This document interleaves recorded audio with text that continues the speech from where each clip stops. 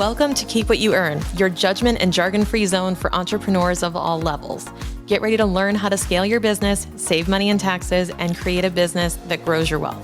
If it feels like the financial side of business is like eating your vegetables, well then think of this podcast as the ranch dressing to make the process a little more enjoyable. My name is Shannon Weinstein. I'm a CPA and business owner on a mission to simplify money and empower others through knowledge. I hope this episode inspires you to take action, but remember that the information we share is for educational purposes only and is not individual tax advice. Now that we got that out of the way, let's start the show.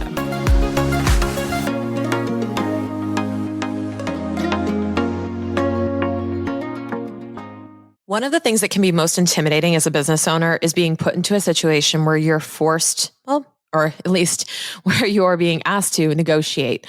A lot of things are actually negotiations, whether you realize it or not, from pricing to terms to really asking any one of your team members to do something for you or negotiating pay, anything like that. It all comes down to being able to persuade effectively and to ensure an equal exchange of value in whatever way that is perceived. So I'm going to share with you some tips that I have on negotiating.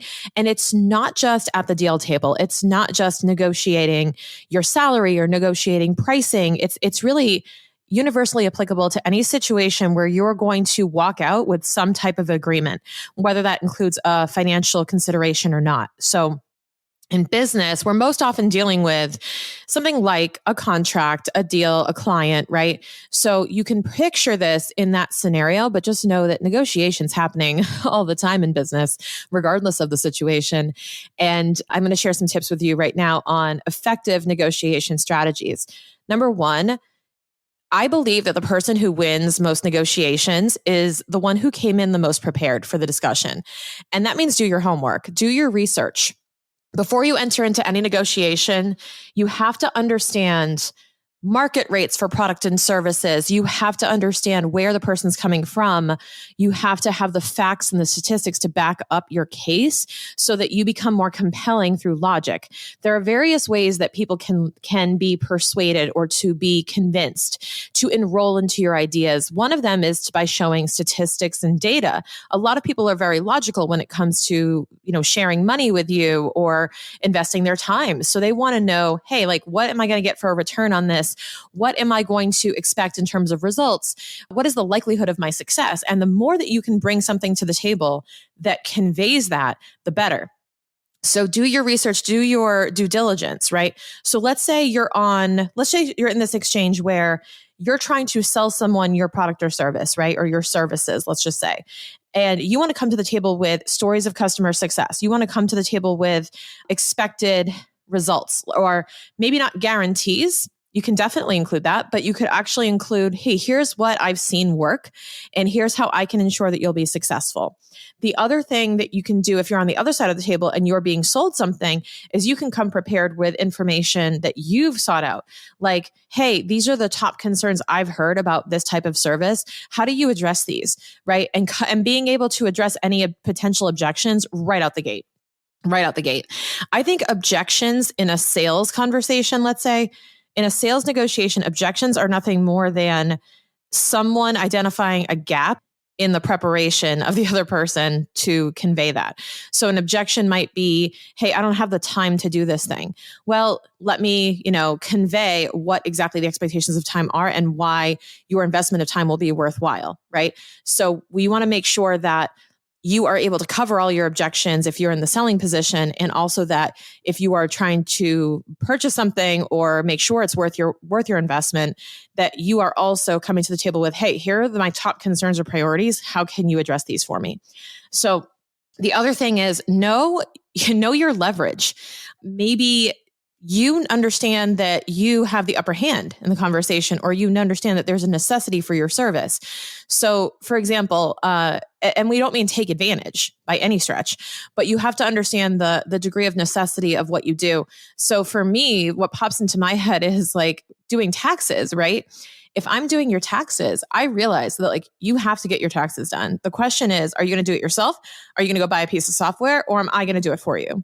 Or is another professional going to do it for you? right? So if you're in the position where you're selling tax services, right? Understand that this person must get their taxes done. Like there is no, well, I guess you don't have to, but there are dire consequences if they don't. So there's a lot at stake. What are the stakes of them not engaging you or not engaging in any service, regardless if you're the provider? So understanding that you have leverage, you have an upper hand when you're offering something that they truly need, and what position they're in terms of quote unquote desperation to purchase from you. Understand if you have this upper hand, A, don't take advantage, obviously, but B, understand that you can basically focus on other things other than the necessity. They know they need you, or they know they need their taxes done, right? Why are you the one to do them? Why are you better than the software? Why are you better than, DIY? What will you do marginally that will bring them a better result? You also have to, this is an interesting thing, but you have to be willing to walk away. You have to be willing to call it what it is. I see this very often with service providers. They want the sale like it's an achievement. And I've been like this too. It's very easy to think like it's a win or lose if you get it or you don't get it. And if you're walking away with a new client, great. But if you're not walking away with a new client and they say no, that's not a loss. And I know that's hard to grapple with. But if you're in the middle of negotiating and they just say, no, I can't make that work. I just can't make that work. You have to be willing to say, okay, well, if you change your mind, let me know. We'll have another opening in a few months. We can revisit then.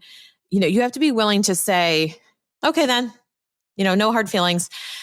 Because I find that when you push harder, when you say, no, we can make it work. We can come down to your price. We can come down to your price.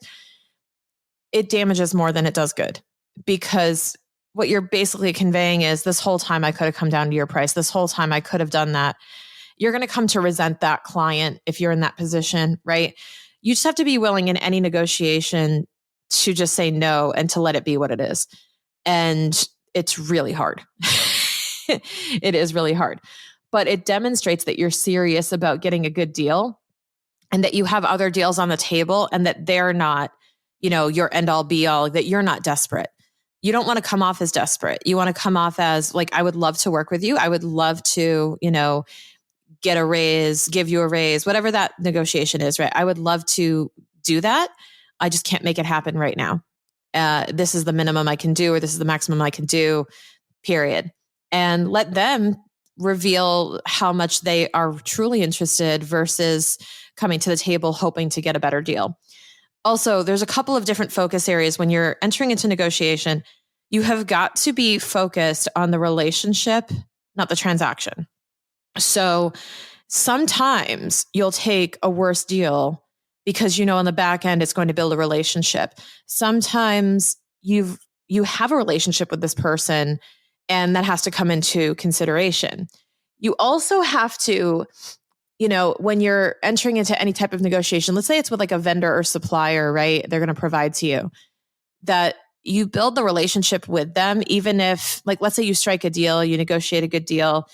Then when you have that ongoing relationship, be a good customer, be a good provider, be of service to them. Show that you are a great person to have on their roster or on their Rolodex or their network, right? Show that you are a good contact and that you are valuable. Showcase your value in the execution of the deal. And then watch what happens when a year comes up and you renegotiate terms or circumstances change, right? Things like COVID, when COVID happened, a lot of people came back to the deal table and said, okay, we've got to recalibrate. We've got to reestablish our deal here. And typically, if you have a good relationship, then people are going to be more forgiving and more able to bend to what you're looking for. And I'm not saying to, build relationships just superficially to get better deals, but I will say when you have a better relationship, you're probably going to end up on top in terms of the deal making that you're doing. And then the other thing is focus on value, not price. So if you're in the sales seat, if you're selling someone on something, you've got to convey the value. You've got to convey the value. This is not so here's my product and here's how much it costs, and then like silence. It's asking questions. It's understanding how you can match the perceived value your customer has to the value that you're commanding in terms of dollars and cents. And when the value of what they're perceiving exceeds the dollars and cents, that's when they buy. That's when they buy. You want to exceed the dollars and cents in their mind in value. And that doesn't mean adding more. That means communicating the result that they're going to get and increasing their likelihood of success through your negotiation. It's not about adding more features, adding more features, adding more features. In fact, from where I sit, adding more features declines the value because I get confused. I'm like, I would rather have the plain vanilla version of what you do if you do it with excellence. What I would rather have is the most basic thing done with excellence, right? I don't need frills, bells, and whistles. I need the result done with excellence, streamlined as fast as possible. When you can save time, save energy, that is of value. That is totally of value. If you can increase the value simply by shrinking the amount of time invested, that will 10x the value. Because people have 24 hours in a day. We all have the same amount of time. We just have more money, some of us, or less money. And when you can shrink time, when you can buy us back time, that is insanely valuable. So where I'm going with this is the value should exceed the price, but the value is what you're selling. You're not just going through the pricing plans, the pricing options, and the features. That can be done on a website. That's how you buy computers, right? You go online, you see the computer, you see the RAM, you see the speed, you see all this stuff, right? All these features that I barely know how to read, right? That's why I ask my husband about this stuff. And I go, okay, what type of thing do I need? And my perception of value is like, will it load quickly? Does it have good graphics? Will I be able to record a video easily on this thing? Like, the features are one thing. The value is a different thing. Like, will it save me time? Will it be fast? Will it be compact? Will it be convenient? It's so important to focus on value here. And also, the last tip I have is don't think just short term. Don't just think in terms of immediate cash flow when you're doing a negotiation. You want to be thinking about long term. So maybe that means in the short term, a small deposit, or the short term is you're doing something for free. So I recently heard a podcast with Alex Hormozy on it where he was talking about his original offer, which I know a lot about from his gym launch business, where here's what he did. He basically ran a weight loss challenge, right?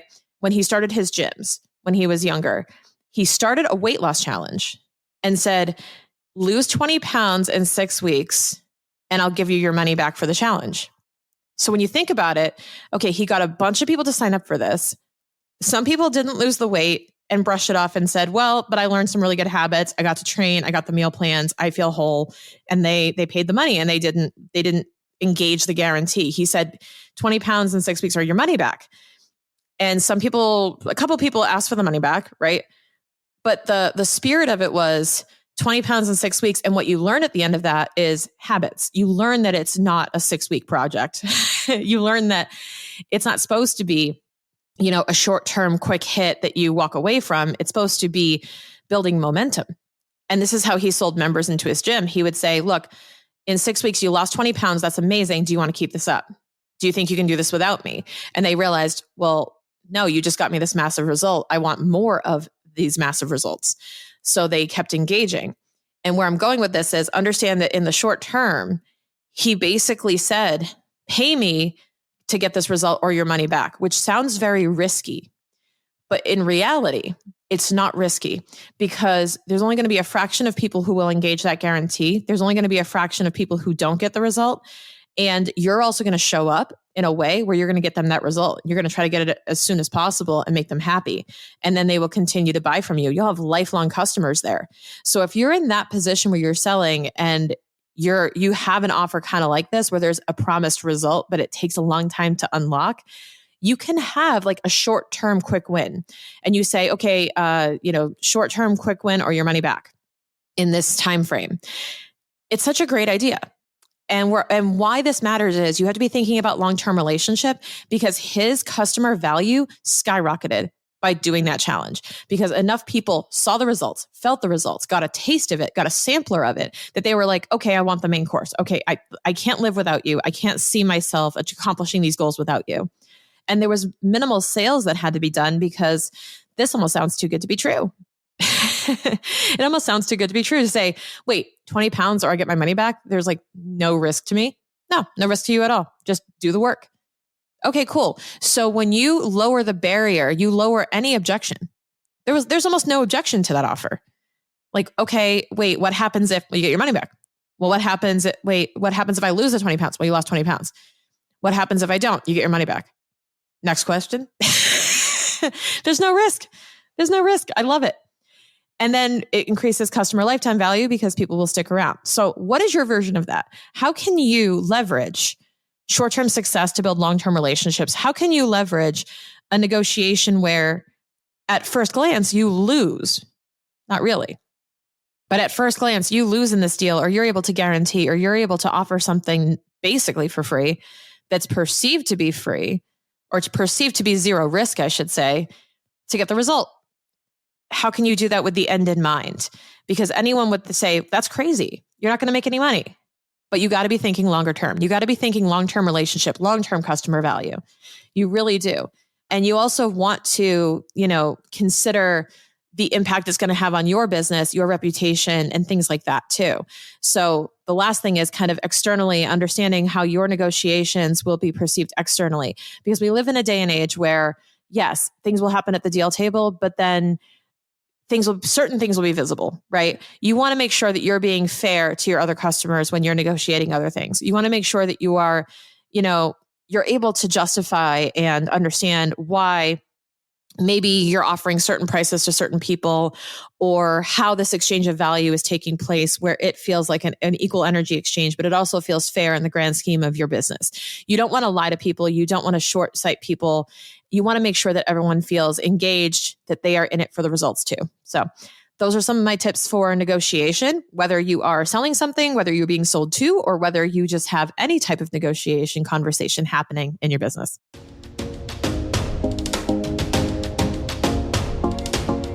Most accountants will try to bill you for those quick questions or make you feel like you're bothering them. And the truth is that the quick questions are what I love about what we do. That's why I created a new and accessible offer for you to be able to message me your questions and get the support you need when you need it. It's called the CFO On Demand.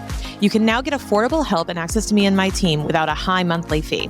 You can also upgrade and get access to a private one-on-one office hours to bring your specific strategies to the table.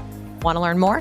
Head to thecfoondemand.com or click the link in the show notes. Again, that's the CFO On Demand.